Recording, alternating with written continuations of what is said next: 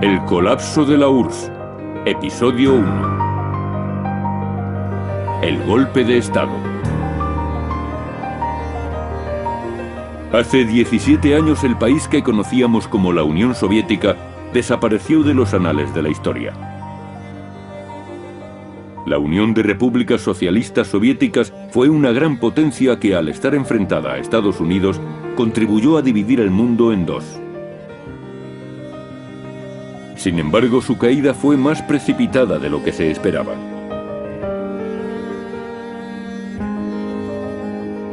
El detonante que causó el colapso de la Unión Soviética fue activado en una residencia de verano a orillas del Mar Negro. El presidente soviético Mikhail Gorbachev se encontraba allí de vacaciones en agosto de 1991. Un grupo de la línea dura del Kremlin acudió al lugar, sometiendo al mandatario a arresto domiciliario en un intento de preservar el sistema soviético. El mundo entero se conmocionó al no tener noticias de la suerte que corría el destino del presidente. BBC's Business Breakfast, this morning's news headlines. Mikhail Gorbachev has been removed as president of the Soviet Union. Early this morning, the Soviet news agency TASS said that Mr. Gorbachev could not continue in office. The first word came just 2時間前に入った最初のニュースでは、ゴルバチョフ大統領がソ連の大統領の座を追われ、強硬路線派のヤナーエフ氏が後任の座に就いたというニュースが入りました。休暇を取っていたブッシュ大統領は19日、急遽ワシントンに戻り、ホワイトハウスに国家安全保障会議のメンバーを招集し、ソビエトの政変に対する声明を発表しました。声明の中でブッシュ大統領は、ソビエトでこの数時間に起きた出来事は憲法に違反しており、こうした手段が取られ続ける限り、ソビエトへの経済支援を差し控えることを明らかにしました。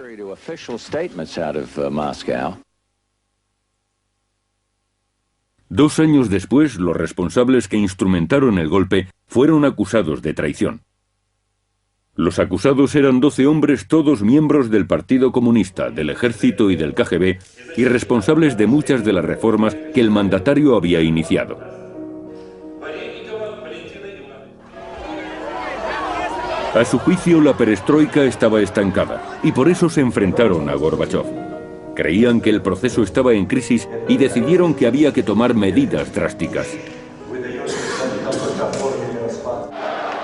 El intento de golpe de Estado tuvo una duración de 3 días, y fue Boris Yeltsin quien se impuso frente al ala conservadora. En este proceso se invirtió el equilibrio de poder entre Yeltsin, presidente ruso, y Gorbachev, presidente soviético. La Unión Soviética caía en picado y estaba a punto de estrellarse. Han transcurrido 17 años y todavía no ha sido posible evaluar aquel golpe de Estado. ¿Fue correcto disolver la Unión Soviética? El debate aún sigue abierto. Для этого еще раз напомню, как зарождалась новейшая российская история. Прежде всего следует признать, и об этом я уже говорил, что крушение Советского Союза было крупнейшей геополитической катастрофой века.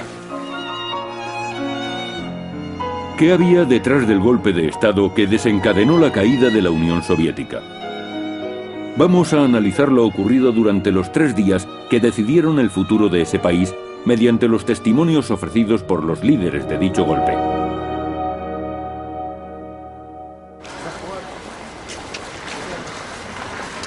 ...17 años después de la caída de la Unión Soviética.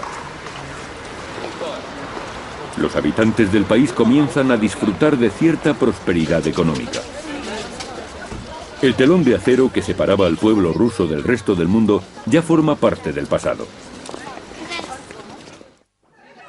Pero para entonces la sociedad soviética ya mostraba señales de descontento. La perestroika, con su política de apertura de mercado, había desestabilizado la economía e intensificado la escasez de productos. Ante un futuro incierto, las fuerzas conservadoras perdieron la confianza en el programa de reforma. El pueblo odiaba a Gorbachev. Apagaban el televisor cuando él aparecía en pantalla. En todas sus comparecencias públicas ofrecía largos discursos, pero en realidad no decía nada de interés. Y mientras el estándar de vida ruso iba de mal en peor, todos estaban furiosos con su política. En todo el territorio surgían movimientos independentistas y enfrentamientos étnicos, y el centralismo político empezaba a verse amenazado.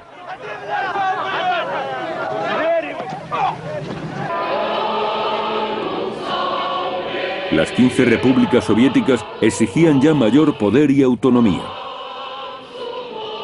La parte conservadora del gobierno central criticaba a Gorbachov por su falta de agresividad ante tales desafíos. Cuando el Politburó decidió nombrar a Gorbachov como presidente, el pueblo ruso no sabía qué pensar. Todos estábamos expectantes. Existía una gran preocupación generalizada por la forma en que su nombramiento podría afectar a las repúblicas. Se creía que posiblemente surgirían presidentes en cada una de las repúblicas, y si esto ocurría, el separatismo se vería reforzado.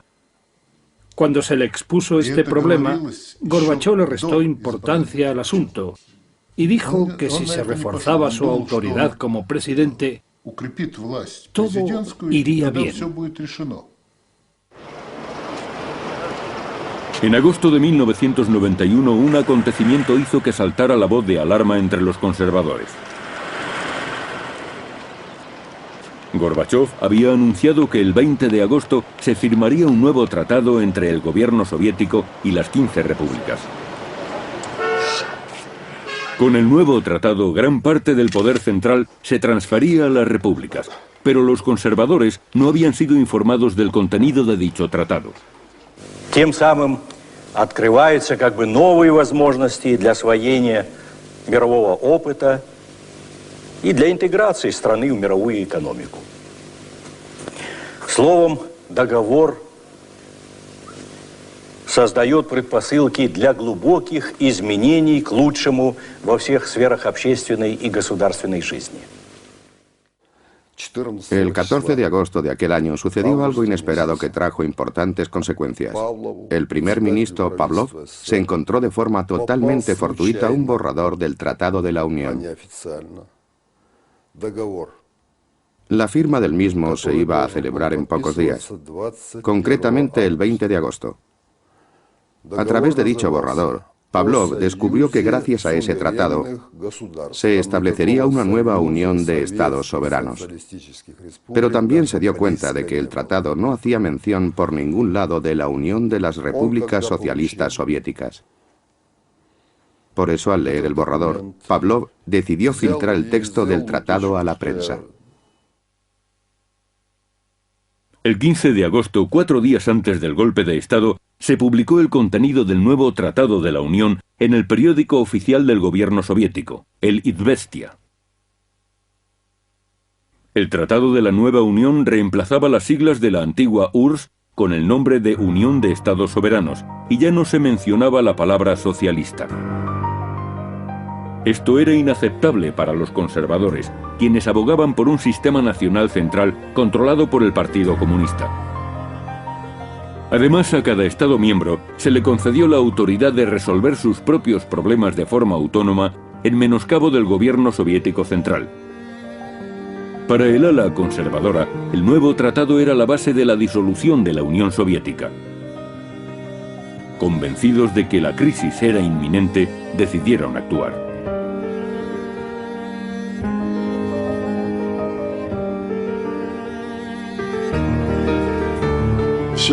El primer ministro Pavlov convocó una reunión para que el ala conservadora del gobierno se pusiera de acuerdo en qué medidas se iban a tomar con respecto a la posible crisis. A la reunión acudieron todos los primeros ministros. Recuerdo que las discusiones tuvieron lugar en el salón anexo del KGB, situado al final de la avenida Lenin. Finalmente, llegamos a la conclusión de que no podíamos permitir que se llevara a cabo la firma del nuevo tratado, tal como estaba redactado, porque destruiría las fuerzas estratégicas que controlaban los misiles nucleares. Y aquello era impensable. Y lo mismo ocurría con nuestra defensa aérea. Si dividíamos nuestro poder militar entre las diferentes repúblicas, correríamos un gravísimo peligro. Al principio teníamos ciertas sospechas de lo que iba a pasar, pero tras leer detenidamente el tratado, nos convencimos de que la Unión Soviética estaba a punto de dividirse en 170 o 180 estados independientes. El motivo de esto es que los estados autónomos pertenecientes a cada una de las repúblicas eran también considerados estados firmantes. Por poner un ejemplo, yo soy del distrito autónomo de Evenk, y con el nuevo tratado de la Unión, ese distrito tendría la misma autoridad que Azerbaiyán o que Georgia. Enseguida todos nos dimos cuenta de que aquello conduciría a la desintegración de la Unión Soviética. Sería un completo desastre. El tratado iba a afectar tanto a los ciudadanos como a los líderes. Si Gorbachov firmaba el tratado el 21 de agosto, todo el mundo sabría que la Unión Soviética había dejado de existir. Nos dimos cuenta entonces de que a la Unión Soviética le quedaban 2 días de vida y por esa razón decidimos actuar rápidamente. La península de Crimea es famosa por los complejos turísticos que tiene en las costas del Mar Negro. Cuando se produjo el golpe de Estado, Gorbachov y su familia veraneaban en la residencia presidencial que está situada en el extremo de la península.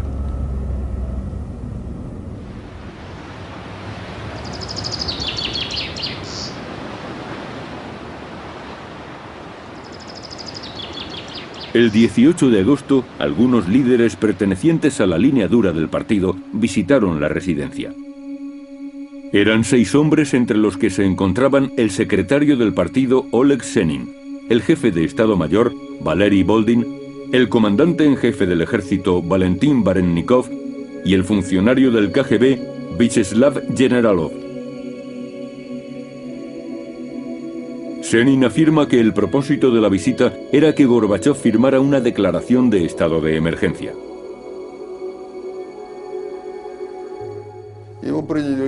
Decidimos ir a la residencia porque necesitábamos hablar urgentemente con Gorbachov. Teníamos que convencerle para que recapacitara e impidiera la firma del nuevo tratado. Queríamos pedirle que se mantuviera la Constitución soviética. Esta repentina visita sorprendió y no de forma agradable a Gorbachov.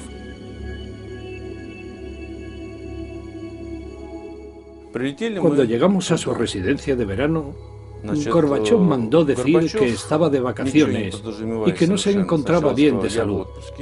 En definitiva, que no quería ver a nadie. Boldin respondió entonces que nos habíamos trasladado hasta allí porque había que discutir con él ciertos temas de suma importancia. Estábamos allí porque necesitábamos que él decidiera sobre el futuro de nuestro país. Entonces Gorbachov accedió a recibirnos.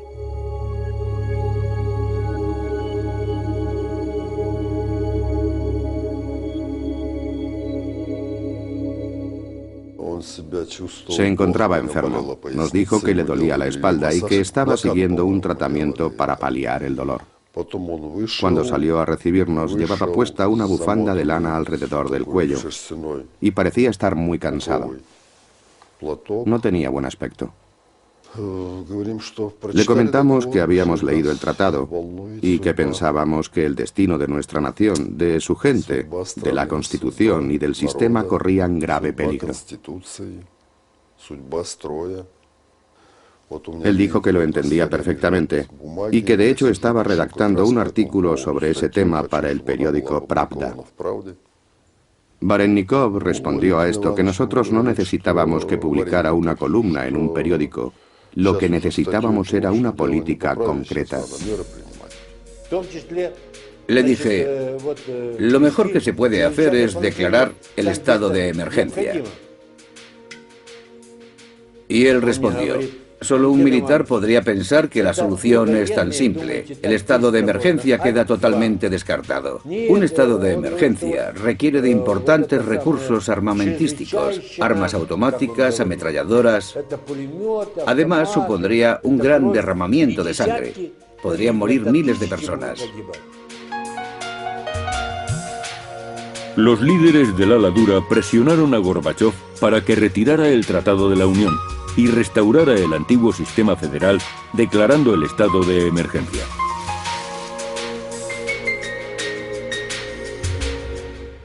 Le dijimos: hemos preparado una declaración de estado de emergencia y si usted comparte nuestras preocupaciones, le pedimos que lo firme. Pero él replicó: no lo voy a firmar. Ustedes tienen a Yanayev y a Pavlov en Moscú y todos los demás también están allí. Por lo tanto, sigan con esa postura y publiquen la declaración que quieran. Y sin darle más importancia nos pidió que nos marcháramos. No iba a seguir escuchándonos. Sin embargo, Varennikov no se dio por vencido y se enfrentó a él diciéndole: si no va a actuar, debería renunciar a su cargo. Su deber es tomar decisiones políticas. A lo que Gorbachov contestó: hagan lo que quieran, pero no van a tener éxito. Nos pusimos todos en pie y nos despedimos sin más de él, porque estaba claro que no había nada que hacer. Salimos de allí y nos fuimos.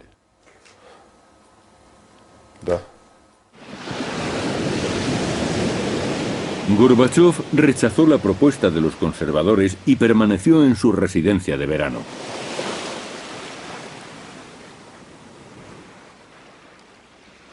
En esos momentos, su asistente presidencial, Anatoly Chernayev, estaba en su oficina situada junto a la residencia presidencial y declaró que al salir, los conservadores habían cortado todas las líneas telefónicas.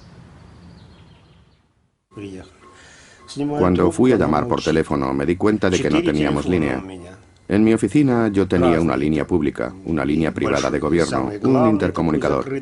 En total 4 líneas telefónicas diferentes, pero ninguna de ellas funcionaba. Como yo conocía a Generalov del KGB, me dirigí a él y le pregunté: ¿puedo marcharme a casa? Es tarde y quiero irme a dormir. Y me contestó: soy un soldado y obedezco órdenes. No puedo dejar pasar a nadie. Ni una rata podría salir de aquí. Durante el golpe de Estado salió un comunicado informando de que Gorbachov se encontraba bajo arresto domiciliario y no podía regresar a Moscú. Pero el testimonio presentado por los conservadores niega esa versión de los hechos.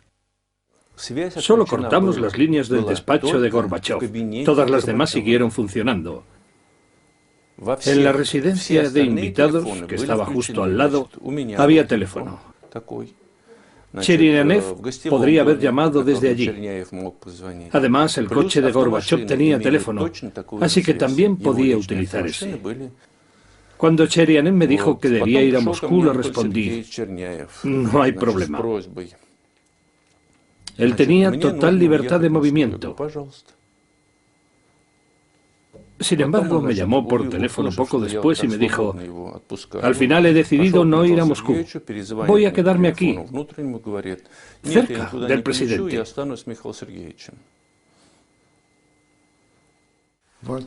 Después de que se negara a acompañarnos, dejamos a Gorbachov en la residencia, pero era libre para hacer llamadas telefónicas. Tenía varias líneas de teléfono desde las que llamar. Incluso tenía un teléfono en su coche. Por otra parte, nosotros íbamos a Moscú, así que podría haber ido a Moscú con nosotros. Voy a hablar con total claridad. Gorbachov nunca estuvo bajo arresto domiciliario.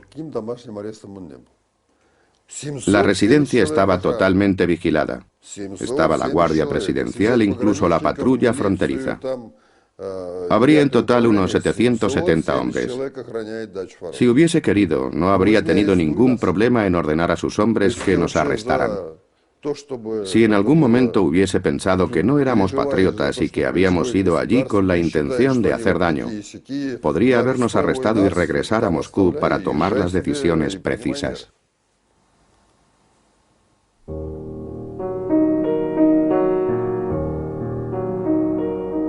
Gorbachov declaró que los líderes del golpe restringieron sus movimientos. Los conservadores, por el contrario, afirman que él decidió libremente permanecer en la residencia para ver desde fuera el desarrollo de los acontecimientos. Las partes no se han puesto de acuerdo en sus versiones sobre el arresto domiciliario de Gorbachov.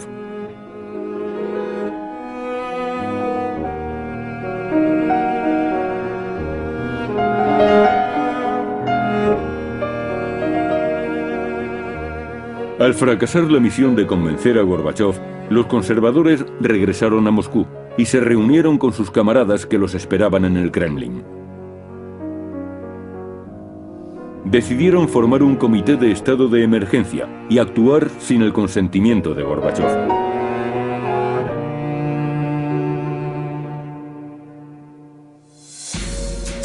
La mañana del 19 de agosto, los conservadores anunciaron el estado de emergencia por radio y televisión. También comunicaron que la autoridad presidencial había sido transferida al vicepresidente Янаев. Указ вице-президента СССР в связи с невозможностью по состоянию здоровья исполнения Горбачевым Михаилом Сергеевичем своих обязанностей президента СССР на основании статьи 127.7 Конституции СССР вступил в исполнение обязанностей президента СССР с 19 августа 1991 года вице-президент СССР Янаев.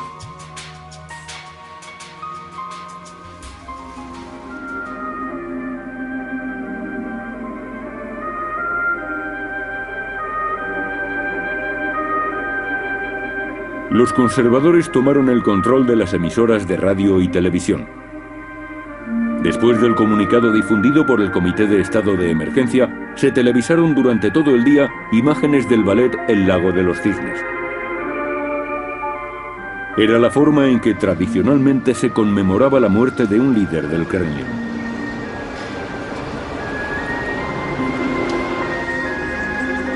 La mayoría del pueblo soviético no entendía lo que estaba ocurriendo.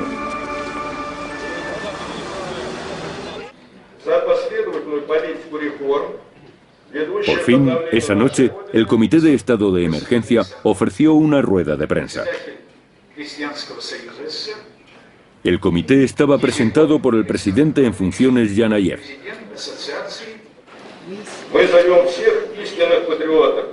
Людей доброй воли положить конец нынешнему смутному времени. Мы призываем всех граждан Советского Союза осознать свой долг перед Родиной и оказать всемирную поддержку Государственному комитету по чрезвычайному положению в СССР усилиям по выводу страны из кризиса. Tras declararse el estado de emergencia, más de 500 tanques y vehículos blindados fueron movilizados por todo Moscú, y la Guardia de Seguridad patrulló las calles. Sin embargo, los conservadores no se ponían de acuerdo acerca del papel de las tropas.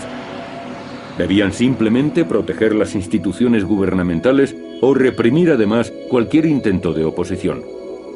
Aún no estaban claros los pasos a seguir.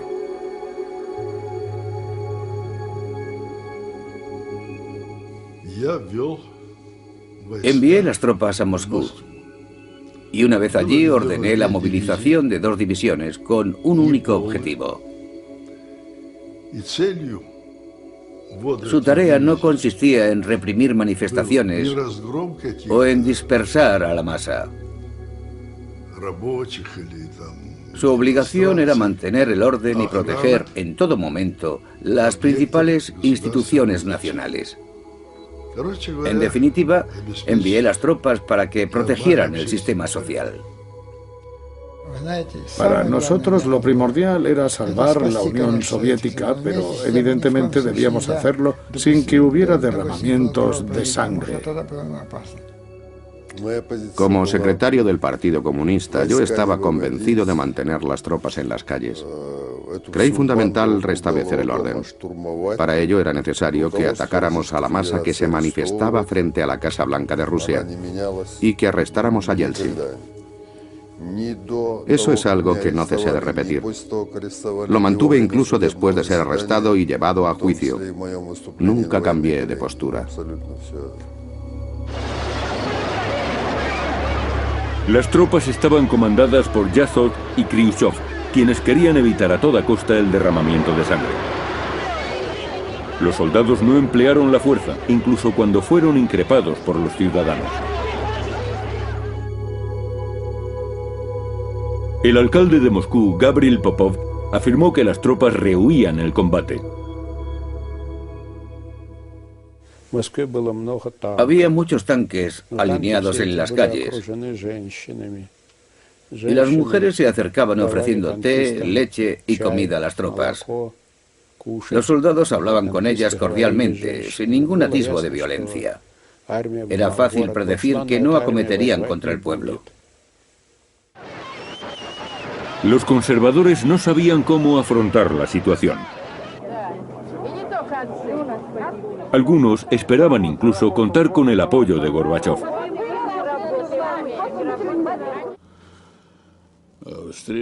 Tuve una extraña conversación con el vicepresidente Yanayev.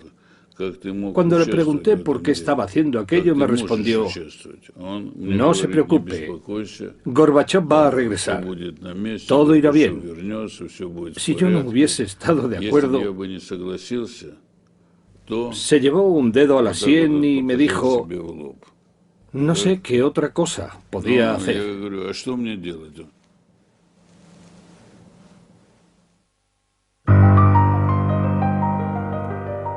Al no haber ningún líder definido, los conservadores pretendían conseguir la autoridad y mantenerla.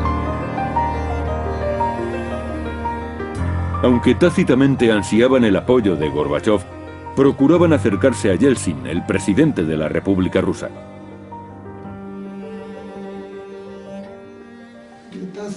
La mañana del 19 de agosto, Pavlov, Yazov y Baklanov tenían previsto visitar a Yeltsin. Pero Pavlov se sintió indispuesto. De hecho, estaba enfermo y en cama, y ese fue el motivo por el que cancelaron la visita. Creíamos que debíamos hablar con Yeltsin. Dependiendo de cuál fuera su actitud, dejaríamos que actuara con toda libertad o no. En cualquier caso, yo pensaba que podríamos llegar a un acuerdo. El intento fue un fracaso y nuestro mayor error. La mayoría de las familias adineradas de Rusia viven en Arkhangelskaya, un distrito residencial ubicado a las afueras de Moscú.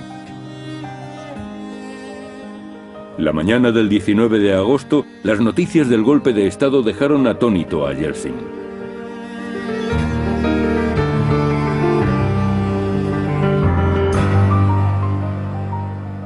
Su residencia ya había sido cercada por una unidad de élite del KGB.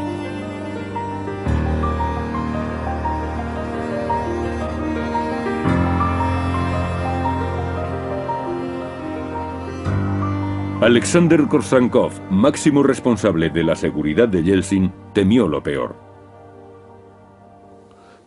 Por supuesto que tuvimos miedo. No estábamos preparados para aquello. Nos enfrentábamos al KGB y al Ministerio de Defensa, y nuestros efectivos eran escasos. Si hubieran decidido atacar, nos habrían aniquilado en 5 minutos.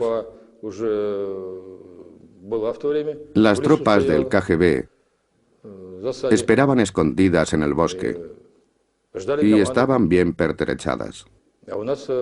Nosotros solo contábamos con 8 hombres. No habríamos tenido muchas posibilidades.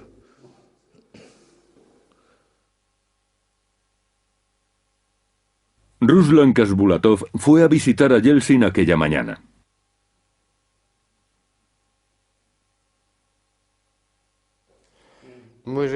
Ese día yo estaba con Yeltsin. Cuando llegué cerca de las 7 de la mañana, me encontré con un hombre desmoronado, hundido, en un estado lastimoso. Ni siquiera se había afeitado. Me dijo: esto es el final. Kryuchkov viene a arrestarme. Entonces le respondí: pero aún no te han arrestado, así que no te des por vencido. Hay que luchar. No puedes venirte abajo antes de tiempo. Empieza por lavarte la cara y afeitarte. Los allegados a Yeltsin analizaron la situación. coincidieron en que sin la aprobación de Gorbachov, la declaración del estado de emergencia carecía de legalidad. Para aprovechar esa coartada, Yeltsin debía defender el estatus de su rival político, Gorbachov. Uno de los asesores de Yeltsin, Gennady Burbulis, intentó convencerle de ello. Al defender a Gorbachov, estábamos adquiriendo una base legal para actuar. Los conservadores habían violado la Constitución y usurpado la autoridad de Gorbachov. Después de eso, ya no había forma de que actuaran dentro de la legalidad, y nosotros teníamos la ley a nuestro favor. Solo el presidente podía declarar el estado de emergencia, el cual tenía que ser aprobado por el Soviet Supremo. Como ellos no habían respetado esos procedimientos, decidimos valernos de nuestra legitimidad como arma para combatirlos. Ese era nuestro argumento y lo utilizamos. Entonces, Yeltsin inició su contraataque. El edificio del Parlamento, conocido como la Casa Blanca de Rusia, se convirtió en su centro de operaciones. Yeltsin declaró que las medidas adoptadas por el Comité de Estado de Emergencia equivalían a un golpe de Estado inconstitucional. Только что по радио объявили приказ номер 1 этого комитета. Уже сам этот приказ, состоящий там из 9, по-моему, пунктов, сразу говорит, куда эти авантюристы хотят толкнуть нашу страну, ввергнуть народ наш опять в пучину беззакония, которые неоднократно, конечно, были уже в нашей стране. El 19 de agosto, al mediodía, Yeltsin salió de la Casa Blanca y desde un carro blindado se dirigió a la gente que poblaba las calles.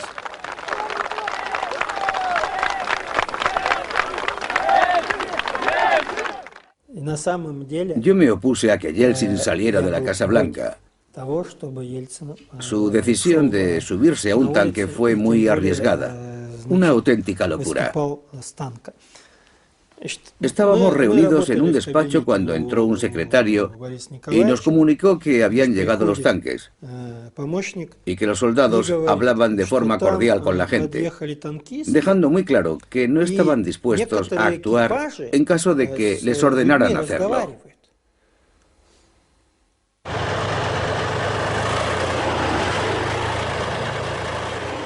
Los asesores de Yeltsin intentaron convencerle de que no subiera un tanque que obedecía órdenes del Comité de Estado de Emergencia.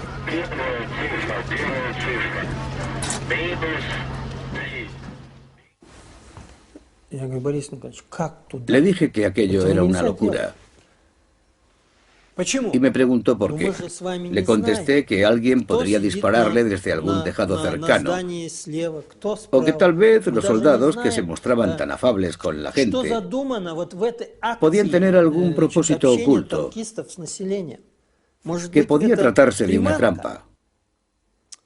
Sin embargo, él decidió seguir adelante. Y no pudimos hacer nada por disuadirle. Yeltsin tenía un extraordinario olfato para la política, una intuición sorprendente y magnífica. Aquella escena resultó apoteósica, tanto en un sentido simbólico como práctico. Se dirigió al pueblo desde lo alto de un tanque, a pesar de que ese tanque representara el totalitarismo y el militarismo soviéticos. Transmitía una imagen enérgica, pero cercana a la vez. Se puso en pie sobre ese símbolo para hablarle al pueblo. Así era Yeltsin, el primer presidente ruso elegido democráticamente.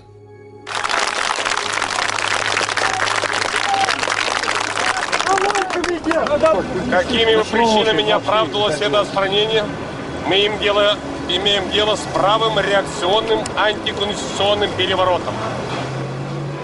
Все это заставляет нас объявить незаконным пришедший к власти так называемый комитет.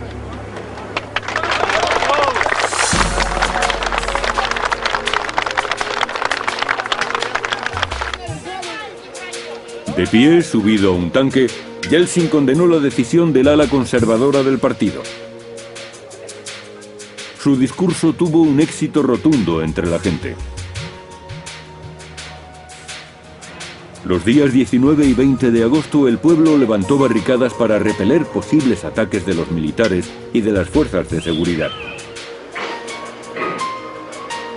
Mientras tanto, dentro de la Casa Blanca también se tomaron medidas de seguridad.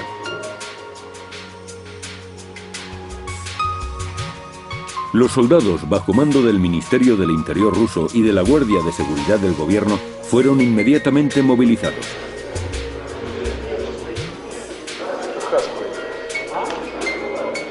Para controlar la situación, los asesores de Yeltsin diseñaron una nueva estrategia. Al tomar el control del gobierno soviético, descabezado, sin Gorbachov, Yeltsin firmó un decreto presidencial por el que ponía a las tropas gubernamentales bajo su mando. La maniobra de Yeltsin pretendía valerse del apoyo popular obtenido para poner a los militares de su parte. Burbulis se dirigió por radio a las tropas desplegadas por Moscú, ordenándoles la retirada. Всем воинским частям и подразделениям вооруженных сил СССР, войскам КГБ СССР, расположенным на территории РСФСР, впредь до особого моего распоряжения оставаться в местах постоянной дислокации.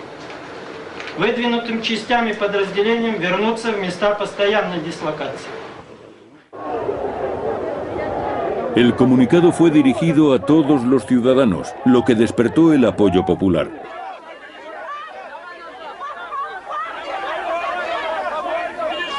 Pero los tanques y los vehículos blindados dispersos por las calles de la ciudad permanecieron inmóviles. Los ciudadanos hablaban con los soldados tratando de convencerles para que se retiraran.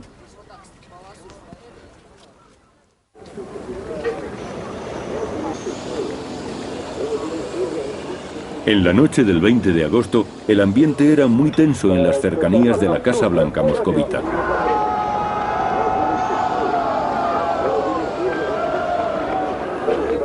Corrían rumores de que las Fuerzas Armadas se preparaban para atacar. Sin embargo, la muchedumbre que se concentraba cerca de la Casa Blanca desafió el toque de queda impuesto por el Comité de Estado de Emergencia y no se movió del lugar.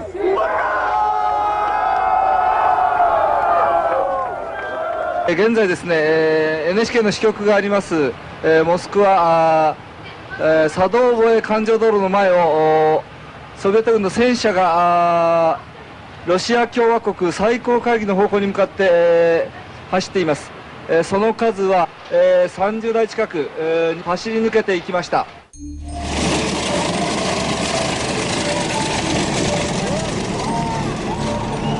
El 21 de agosto trajo consigo las primeras víctimas humanas del golpe de Estado.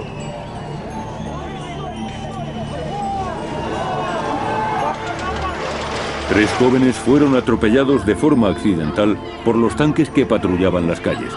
Este grave incidente conmocionó al sector conservador.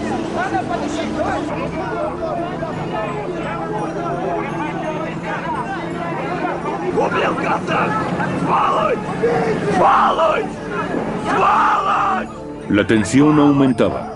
Shenin y sus seguidores insistían en mantener el bloqueo militar, pero el jefe del KGB, Kryuchov, y el ministro de Defensa, Yasov, ordenaron la retirada de las fuerzas. La mañana del 21 de agosto fui a ver a Yazov. Me preguntó si estaba al corriente de que el mando militar había ordenado la retirada. Le contesté que esa decisión la habían tomado ellos y que nosotros no estábamos de acuerdo y que no era responsabilidad nuestra. Agregué que si decidían definitivamente retirar las tropas, tanto yo como algunas personas de mi confianza estábamos dispuestos a imposibilitar en lo posible el cumplimiento de esa orden. Pero ya era tarde. La decisión estaba tomada y no había nada que hacer. Hicimos lo que debíamos, pero lamentablemente los acontecimientos dieron un giro inesperado. Cuando declaramos el estado de emergencia, nos comprometimos a que, ante el menor riesgo de derramamiento de sangre, haríamos cuanto fuera posible para rescindir esa orden.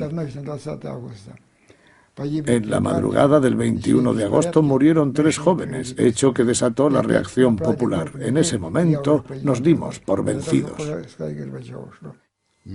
Existía la posibilidad de que se produjeran incidentes graves, que incluso podrían desembocar en una guerra civil.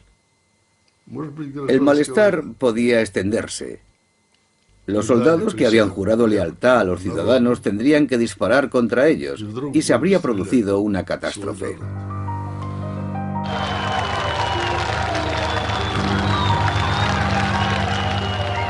Por la mañana, tanques y vehículos blindados iniciaron la retirada.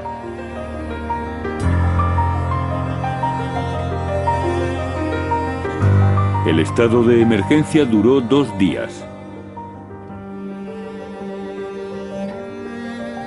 Los conservadores habían tratado de evitar la firma del nuevo Tratado de la Unión, pero no contaban con la intrépida intervención de Yeltsin.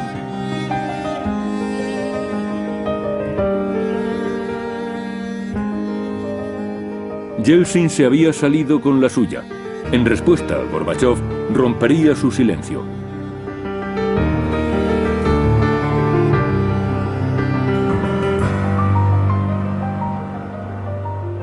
Este es un vídeo grabado en secreto por orden de Gorbachov en su residencia de verano. En él afirma, dirigiéndose a sus compatriotas, que él nunca fue aliado de los conservadores, sino que, por el contrario, había sido su víctima.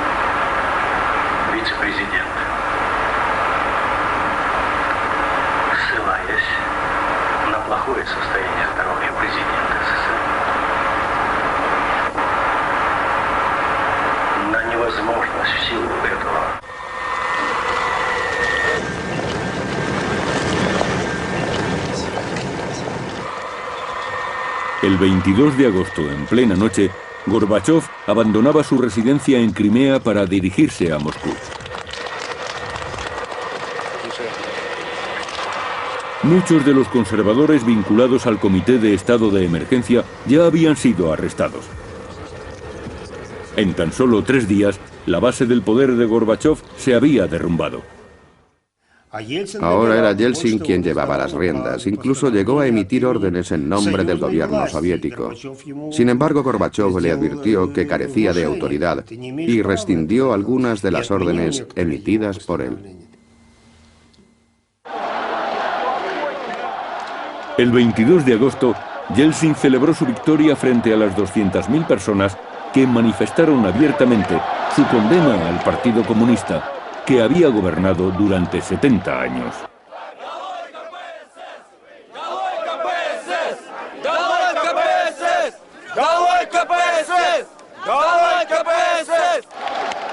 Yeltsin anunció que la bandera de la Rusia imperial sería restaurada como símbolo del país. Rusia, por tanto, se apartaba de la Unión Soviética. Поддерживать контакты с руководителями многих государств мира. Я обратился с посланием к президенту США Бушу. Российской Федерации сегодня приняла решение объявить государственным флагом России трехцветный флаг.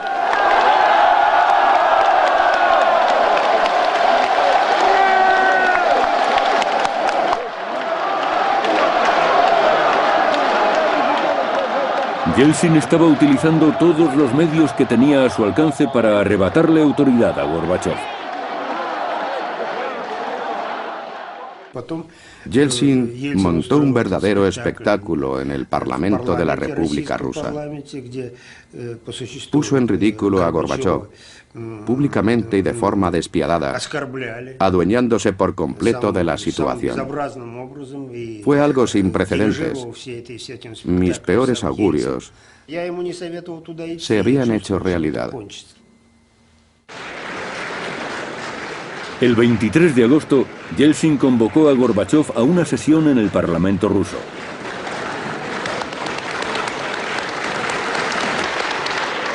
Le criticó por haber permitido que personas de su confianza organizaran un golpe de Estado.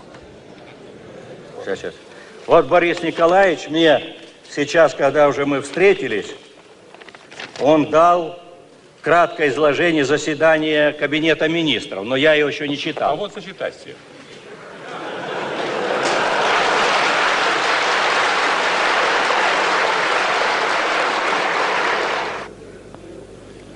Товарищи, для разрядки разрешите подписать указ о приостановлении деятельности российской компартии.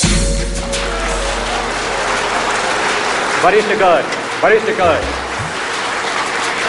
Борис Николаевич. En ese momento, Boris Yeltsin, presidente de la República Rusa, eclipsó completamente a Mikhail Gorbachov, presidente de la Unión Soviética.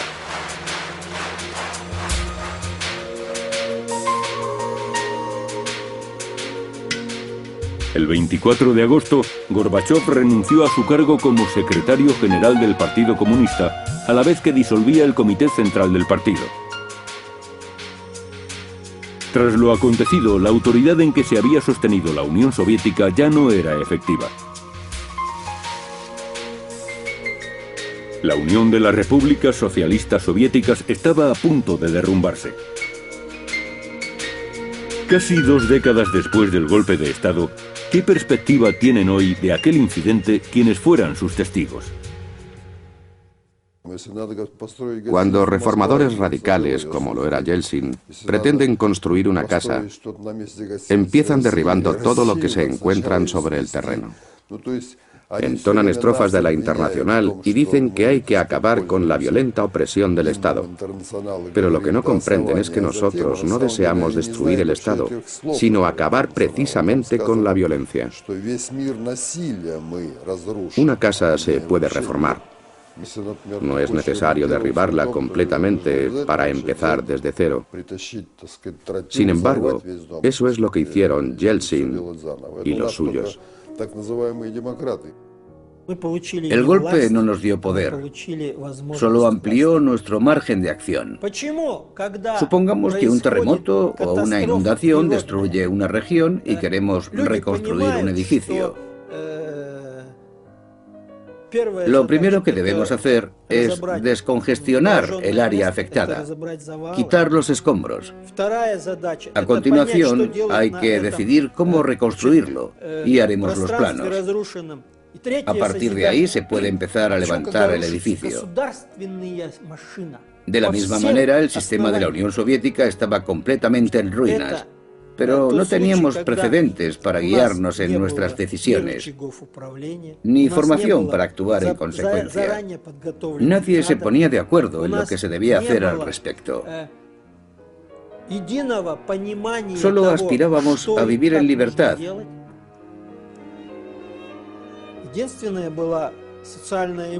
Pero no sabíamos cómo conseguirla.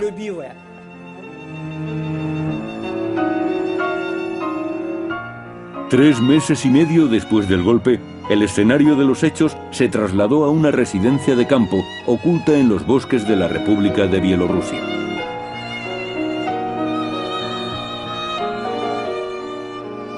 los dirigentes de 3 repúblicas, Rusia, Ucrania y Bielorrusia, se reunieron para asestar el golpe definitivo a la Unión Soviética.